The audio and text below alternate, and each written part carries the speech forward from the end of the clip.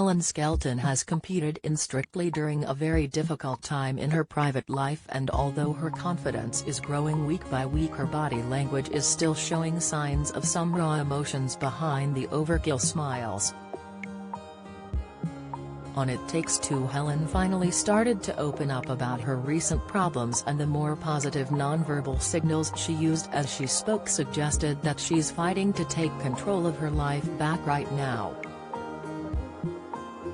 There are still traces of a less confident woman, but they come in between signals of bravado and even a touch of rebellion. Her trait of leaning forward in her seat and self-diminishing. In this show she doubled up so much she was playing with the ankle strap on her shoe at one point, gives the impression that she still wants to hide almost as much as she did in the beginning, where she said she was walking off towards the exit door in rehearsals.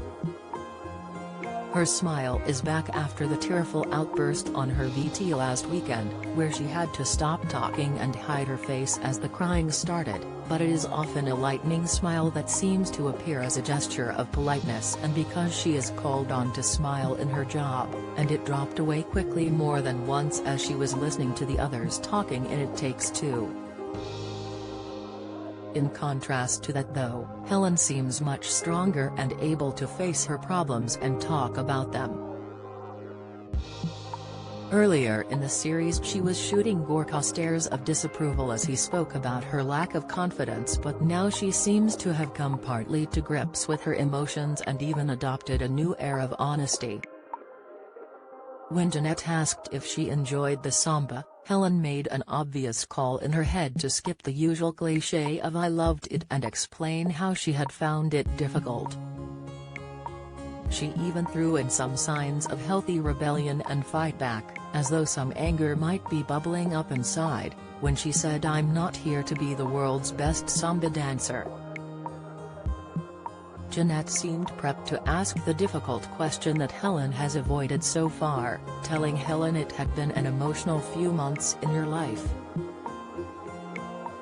This time Helen looked keen to open up and talk about her problems and her feelings and even reference her marriage, as there was no pause and her answer sounded prepared. "Strictly makes you ask questions of yourself you don't want to ask," she said. Helen's gesture of counting off on her fingers made her look much more decisive and in charge as she spoke. When she described her own life, "I'm a 39-year-old woman with 3 kids," she began to throw her hands in the air to describe the key aspects of her life, moving from one side to another to make them look compartmentalized: your job, your relationship, your house, your career, and all of that was possibly the first reference to her marriage. Her conclusion sounded sad and heartfelt: "You don't find joy in yourself." Hopefully Strictly has given Helen that joy in herself. She seems to have support from Gorka, who looks determined to not push her beyond her enjoyment level and who clapped her encouragingly as she finished her small speech.